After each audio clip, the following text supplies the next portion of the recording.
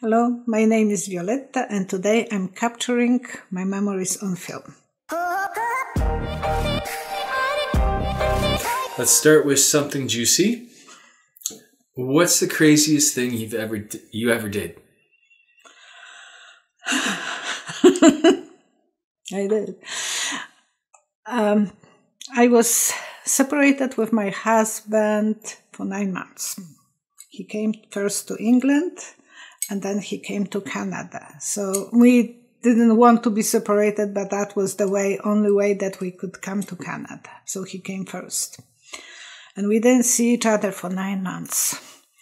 I'm flying with Leszek, my son. The journey was 48 hours at least. Eventually we were landing in Calgary. Leszek had a little pillow, so I took that pillow, I stuffed my tummy. 9 months, we didn't see each other. And the next to me there was a nice young doctor sitting, and he was shaking his head. I told him what I'm going to do. He said, "Don't you think your husband will leave you?" I said, "No, I told him that I was faithful to him." He was shaking his head. He said, I will leave my wife on the spot if she will do that. But I thought, well, there will be something for nice memory in the future. And there is one of those days that I can use this. How crazy I was sometimes. So what did he... My husband? Yeah, what did he say? He was not looking at my stomach. He just grabbed me and was kissing me and you. And my brother said, "Don't you think she is fat?" And my husband came and said, "It's a joke."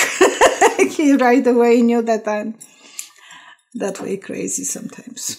Okay. What is your earliest childhood memory? Or your earliest memory?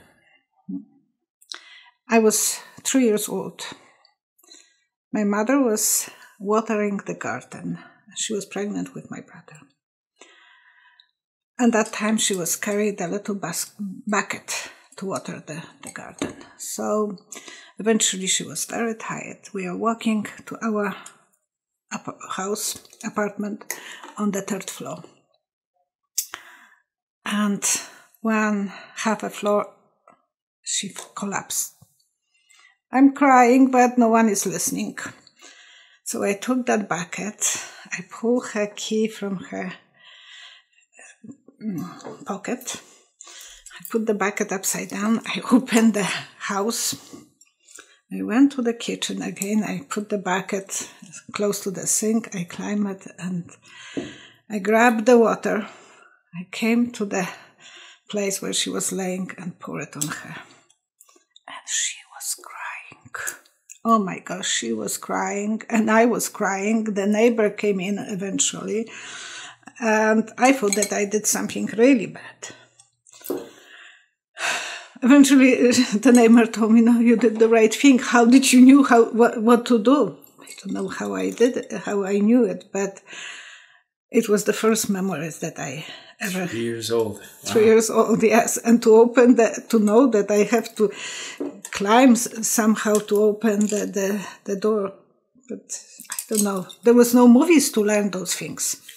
So I must have heard something from conversation how to help someone. Did you ever run away from home as a child? You did? Yes, I did. I don't think I ever told you. My parents were living close to the sea on the vacation time. My father was living with me. It was actually the school year started, so my father was living with me in Koszalin, and my mom was still staying in the Mielno, and he was driving backwards and forward with me on Sundays. Saturdays evening and Sunday evening we were coming home. And during the week, he went for a date with a young chick. I was so upset. I was pissed off. He was giving me ice cream and I was hardly tolerating her. We came home. Somehow he didn't know what I took my suitcase. I ran away from home to my girlfriend's house. And she couldn't take me to her home because her parents will inform my father. So she opened the basement for me, and there was a wardrobe, old wardrobe there. And she stuck me in that wardrobe. I could open. It's not that I was stuck. In the morning, she let me out, and I went to the train station. And the police surrounded me. They found you. My mom was coming with my brother, my father. Why did you do it? Because I don't tolerate that behavior. Well, he had a history of being unfaithful, so I was not the one who can tolerate this. Did you ever get in trouble when you were a teen? Hardly ever I will cause any trouble. Only one thing was that 100 days before the end of the school, it was hotel business school, we had the party. And I was in a school that mostly were girls. So we went for this party for the boys. We didn't know them. And we had to wear white shirt and black skirt. But that time I was interested in palm reading. And one boy asked me to dance, and right away I started talking about palm reading. So he asked me if I can do the palm reading for him. We went outside the room, because there was a big bar when everyone is dancing. And I'm doing his reading, and the next boy, and then a teacher, my math teacher, I didn't like her, and she didn't like me either. Because once she accused me that I have that I put something to make my eyelashes longer. So we were never good friends. And she is screaming at me, "Violetta, what are you doing? You are keeping all those boys here and the girls don't have anyone to dance with." And after that party, I had 3 boys waiting for me next school day, and they walked me home. So it was a nice experience. What was the proudest moment of your teenage years? My mom signed me for... They were choosing someone to be for the movie, auditioning. And my mom sent 2 of my pictures. One that I liked, and the other one I hated, but she sent it on my second name. So that was surprised that both of those pictures got audition. Were invited for audition. When I went there to that audition, there was 2,400 girls waiting. Huge amount of girls. All of them age 16, and I was 16 and 1 week until 21. And I'm there, but I was, at the beginning, I was not paying any attention. My mom and her girlfriend are with me, and she dressed me with the dress, with big opening, her dress. And I'm standing there thinking, oh my gosh, those girls are beautiful. But I was just observer. I was not even considering myself to be pretty that time. And they let us, few hundred, maybe 300, they let inside the one corridor. And the director is riding his vehicle that he's tall, high, and I'm standing very close to the wall, thinking I will see everything what's going on and how many girls are from my school and blah, blah, blah. And I'm standing there, and he is calling me. Come here. I ignore him for a moment. I didn't even thought that he can ask me. I'm looking, and I was so proud walking on the stairs, upstairs. And there was only 50 from that huge amount of girls. They choose 50. And they asked me, do you know how to sing? No, that's not a problem. What do you know what to do? Well, I'm very flexible. I can do split. I can stand on my head. Yeah, and I can tell you so many poems. Tell us a poem. I did. I was relaxed. I was not really thinking that I can be chosen. And they said, 3 days from now, you have to come back. Then it was only 10 girls and 10 boys. And that was something. And I knew I'm not going for that. But that role was involved somebody to be shown. And I was not ready. I didn't even kiss a boy that time.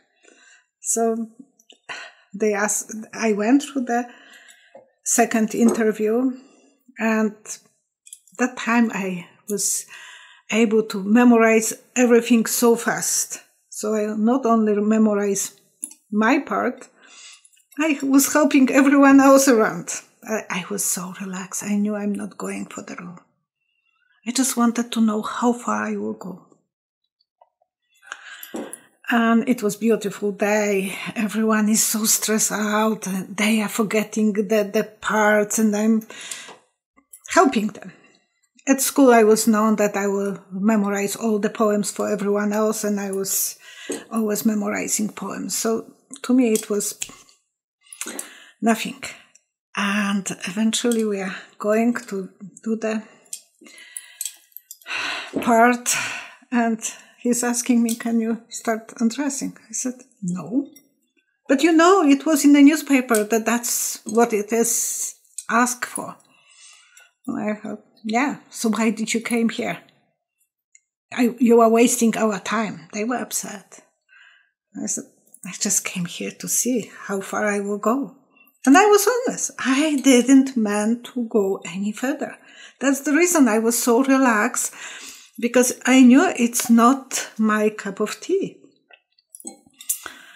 And I was walking home, and the boy who was really good-looking boy, he came up with some name, Chuchmak, to me. He said, you are Chuchmak, you had such an opportunity. You could be a big star, and you are giving up this. You are just going for fun. Everyone else wanted this, and you just blew up. I said, it was not my thing. I just wanted to have some adventure. He couldn't believe it. We were walking quite a few blocks, and he thought that because we were in a pair, he will be chosen as well. I don't know if that was the case, but that was his dream. But after that, I thought, you are not as bad as you think you are. I always thought that I'm nice to people, so they will say you are a pretty girl. But after that, my self-esteem was better. What kind of movie was it? Who believes in strokes? Kto wierzy w bociany? Oh, birds. Storks. So it was like, who believes that the babies are brought by storks? And it was made in our place in Wrocław. Because I will never give that day for any price. That was my nicest experience. That changed completely my self-esteem. Pretty good. Well, can you tell us about your first broken heart? Yeah, I was 21. I was dating a boy for 2 years and a few months. And I knew that if we would be dating longer, I wouldn't hold myself. And I was afraid that I would destroy his future. He started to study to be architect. And if I would get pregnant, he would have to marry me and so on. So I thought it's better if I break up with him. I broke his heart, I broke my heart. A few years later when we met, I always knew that I would meet him. 3 times I met him after that, by coincidence. From the morning, I knew always that I will meet him. This 3rd time was morning, and I thought, I have to look pretty, because I'm going to meet him. So I put a lot of makeup, and I thought, you have to have a reason to put that much makeup in the morning. So I went to take a picture at the photographer. And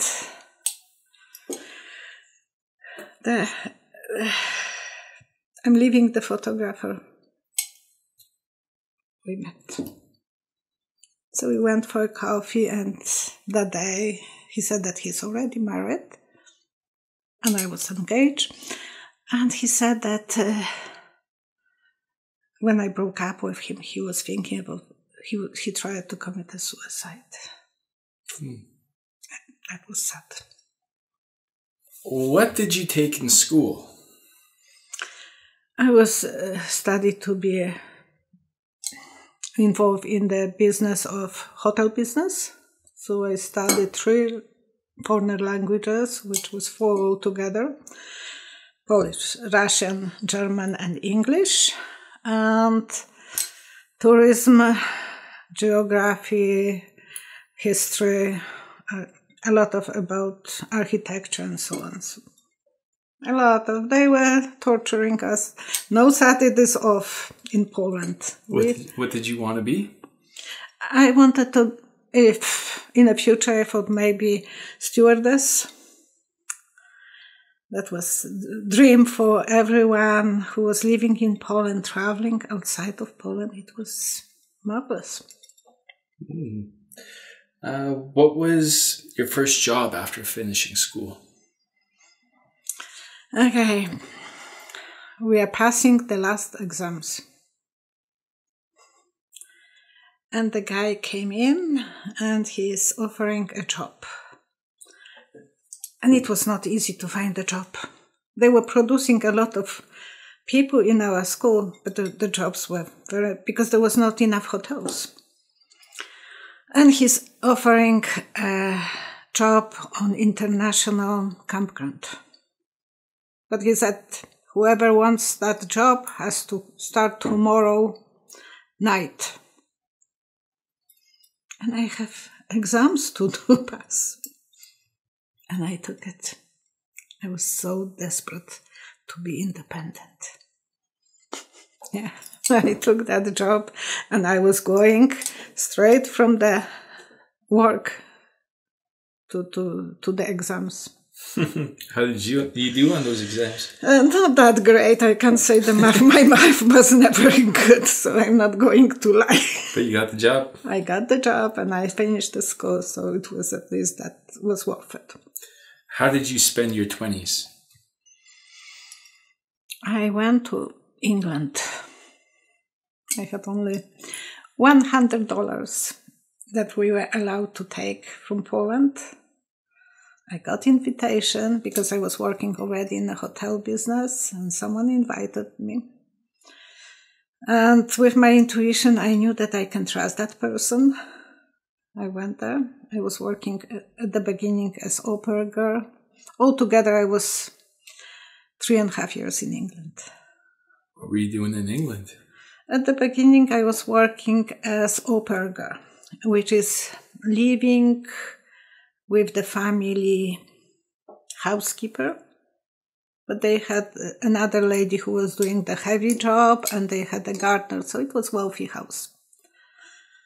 And Not that much I was able to learn that for 10 months I was not able to learn English because very wealthy family, but they didn't spoke with me. Just a list what has to be done by that day, and I was going one afternoon for 2 hours to school. It was hard, but at least eventually on Sundays I had days off and half of Wednesday. What did you take in school? Just English. And then eventually I moved to Bournemouth and I was going to the college there. English as well. What is the most unbelievable synchronicity you've ever experienced? I was working as a receptionist in a very nice hotel. And there was a group of journalists coming to our city. You have to understand that that time, $100 was only allowed them. They only allowed me to take from Poland to England. So $10 was a lot of money. And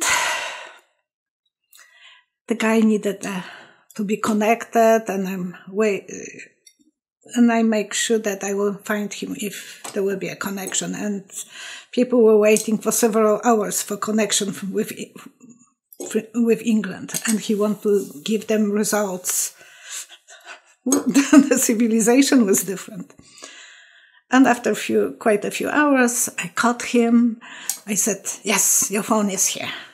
So I went and he gave me $10, which was a lot of money. But he asked me if I will go with him for dinner. He would like to pay me, compensate. And I knew that he has crush on me. So I said, "No, thank you. I like you, but thank you." And the same guy, I'm in England, I'm in Wimbledon. I was already working as a translator for Polish speedway riders. Wow. And I'm sitting on the VIP place with my boyfriend. And I'm telling him, "Look, this is the guy who offered me, who gave me $10, and he asked me to go with him for a dinner." And he said, "Oh, I know him. He's my friend," and he's going. And I thought, yeah, good that you were a good girl. Because I will feel very cheap, yes.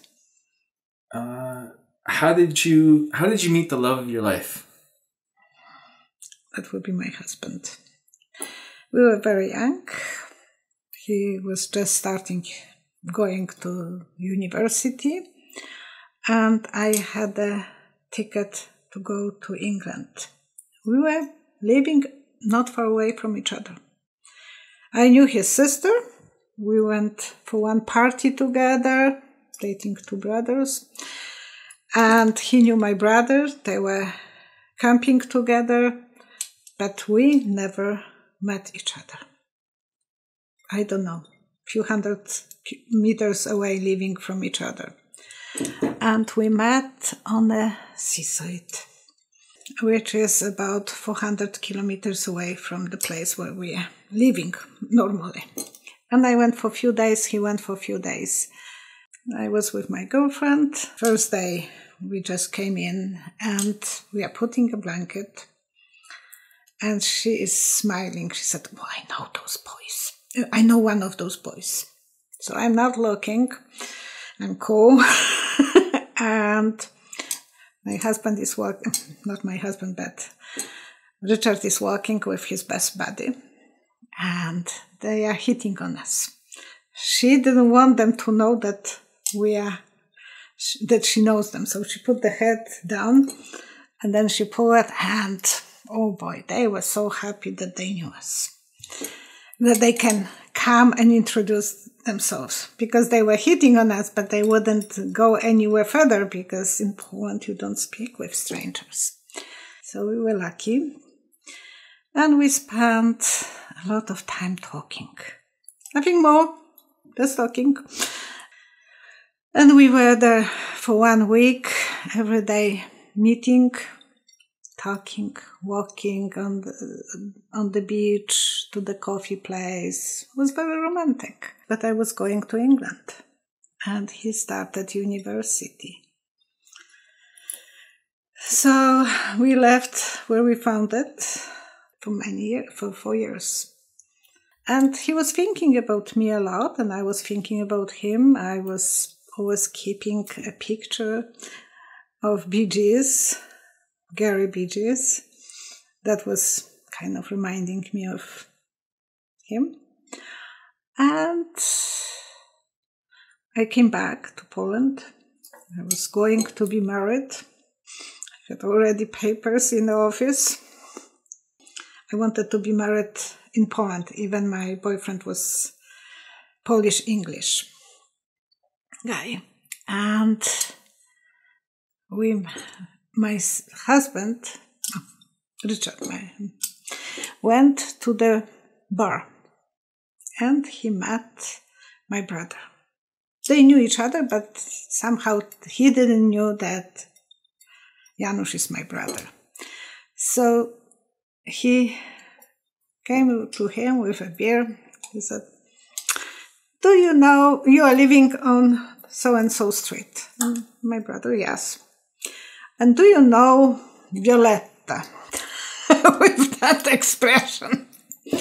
And my brother said, "Yes." So he gave him a beer. He said, "So what's happened with Violetta?" And my brother said, "She just came 2 weeks ago to Poland. She just came in." So Richard didn't give up. He started making sure that my brother will introduce him to me. He gave him few drinks, and they came. I was not at home, so they first came in, and I was not at home. So they went back to the bar, enjoying each other's company and talking about me. They came back later, and I came from my girlfriend's place, and my brother is calling to balcony. "Oh, I already washed off everything," and he said, "Come on downstairs." That's old-fashioned way of, there was no phones. So I went downstairs, and I saw my future husband. I felt really attracted to him. This time, he was more mature. The first time he was playing guitar, he was young boy, but not yet there. I wanted someone who will be a partner. And we started talking. Every day we were meeting. I broke up the engagement. He had a girlfriend. He broke up with her too. He was very polite. He took her for coffee and gave her nice flowers. And we started dating. 9 months later, we were married. That quick. That quick? No, it was... When did you know he was the one? We were just communicating. We didn't go to bed for the first 3 months, so it was not about that. But we were crazy about each other, but we were making sure that we are building up the relationship first. It was very important to me to know that I can count on someone, that person has the same values as I do. I left a very rich guy. I married the nicest guy. All right. What actress in what movie do you relate to the most? Meryl Streep. Meryl Streep? Meryl Streep, yes. Maybe Bridges of whatever. Why? Why do you feel Meryl Streep? I don't now I feel connected with her the way she acts. She's never vulgar. It's me and her, kind of. Have you ever started a business? Oh, so many. So many businesses. Lapidary, polishing rocks, dinosaur bones, whatever. And then silversmithing.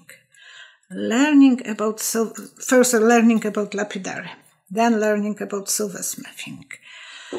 We bought the studio. We were so thrilled. I was doing the jewelry and I thought, oh my gosh, I could do this for the rest of my life. It's so creative, so fantastic.